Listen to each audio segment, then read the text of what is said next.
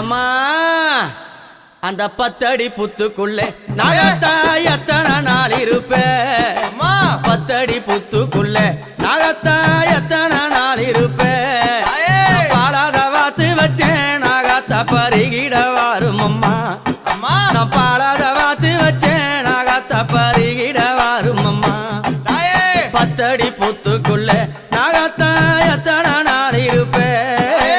10 அடி புத்துக்குள்ளே நாகத்தா எத்தனை நாள் இருப்பேன்